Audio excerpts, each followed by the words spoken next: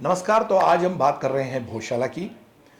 भोजशाला को लेकर करीब 100 दिन चले सर्वे के बाद, करीब 100 या 100 दिन चले हैं, तो 100 दिन से ज़्यादा चले सर्वे के बाद आर्कियोलॉजिकल सर्वे ऑफ इंडिया जो ASI है, उनके वकील उन्होंने सोमवार को हाईकोर्ट की इंदौर बेंच में अपनी रिपोर्ट पेश कर दी है। और ये सर्वे के बाद जो पूरी तरह से रिपोर्ट बनाई है, तो ऐसा माना जा रहा है कि करीब 2000 से ज़्यादा पेज की इस रिपोर्ट में ASI ने 94 मूर्तियां और 1700 से ज़्यादा अवशेषों का विश्लेषण करके ये पता लगाया है कि भोजशाला एक मंदिर ही था और उसको जो उसके परिसर को तोड़कर उसका स्वरूप बदला गया। तो भोजशाला को लेकर ये जो रिपोर्ट मध्य प्रदेश हाईकोर्ट की इंदौर खंडपीठ में पेश की गई है, इसमें परिसर में मौजूद स्तंभों और उन पर उकेरी गई कलाकृतियां और परिसर की वास्तुकला, इन सब से पता चलता है कि ये सब मंदिर का एक हिस्सा थे। ASI ने जो रिपोर्ट पेश की है उसमें भोजशाला परिसर के 50 मीटर दायरे में, मतलब परिसर के आसपास करीब 50 मीटर के दायरे में ये खुदाई की है। और खुदाई में जो वहाँ पत्थर हैं जो मिले हैं, शिलाएं हैं, उसके अलावा 94 मूर्तियाँ मिली हैं, 31 परमारकालीन शिलालेख और सिक्के ये मिले हैं। इनका विस्तृत अध्ययन किया गया है और उसके बाद ये पूरी जानकारी है। तो आइए इसमें विस्तार से जानते हैं कि क्या हुआ था। 22 जुलाई को जो हाई कोर्ट इंदौर की जो खंडपीठ है वो इस पर सुनवाई करेगी।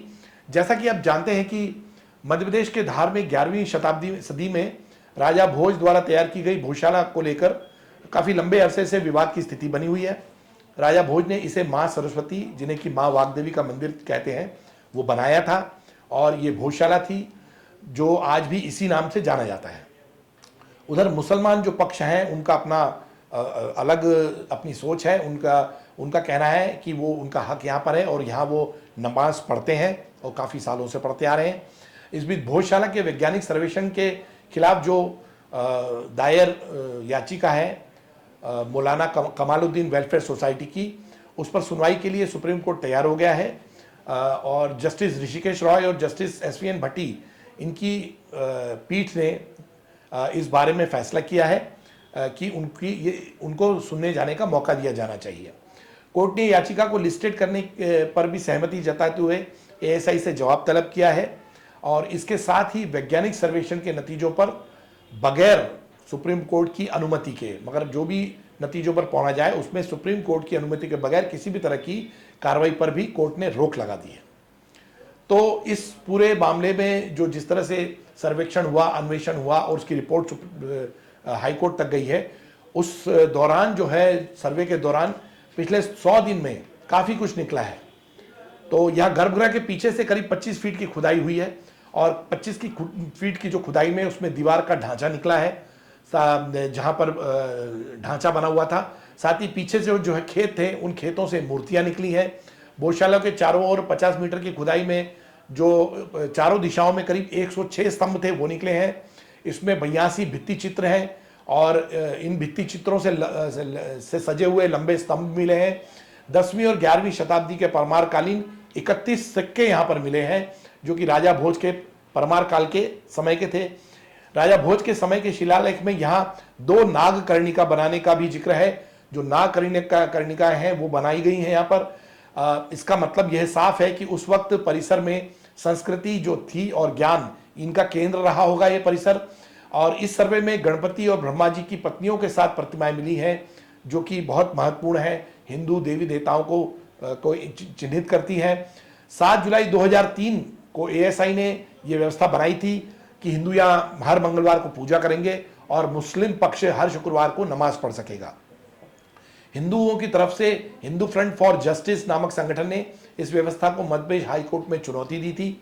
उसके बाद 11 मार्च 2024 को हाईकोर्ट ने ASI को भोजशाला परिसर के वैज्ञानिक सर्वेक्षण अन्वेषण के लिए निर्देश दिए थे, जो कि अब जाके पूरा हुआ है। देखिए, आज बहुत खुशी का दिन है। हिंदू जनता जो सदियों से धार में पूजा करने के लिए तड़प रही थी और जिसके लिए आंदोलन चलाए गए थे, और पहली याचिका हिंदुओं की तरफ से जो मैंने दाखिल की थी, तो बहुत महत्वपूर्ण सफलता मिली है। और ये बात आज रिपोर्ट से साबित हो गई है, प्रमाणित अच्छी तरह हो गई है, कोई इसको काट नहीं सकता कि वहां पहले हिंदू मंदिर था और वेद शास्त्र संस्कृत धार्मिक शिक्षा के पठन पाठन का कार्य वहां होता था और उस जगह पर केवल हिंदू पूजा ही हो सकती है। 7/4/2003 को जो एसआई ने ऑर्डर किया था नमाज पढ़ने का, उनका आदेश दिया था, यानी उनको परमिट किया था, वो आदेश बिल्कुल गैरवाजिब है, इलीगल है, असंवैधानिक है। दूसरी बात आपको बतला दूं, 94 से ज्यादा टूटी मूर्तियां प्राप्त हुई हैं।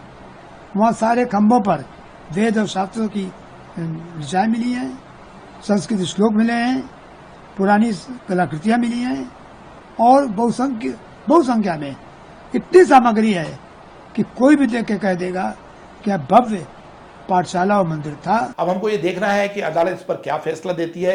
अदालत के पास पूरी रिपोर्ट है जिसमें कि सभी तथ्य हैं और उन तथ्यों के अन्वेषण और उसके रिपोर्ट में दी गई जानकारी के आधार पर अब अदालत को ये तय करना है कि इसमें किस पक्ष की बात उनकी ज़्यादा मंजूर होती है या इस पे सबूत क्या कहते हैं।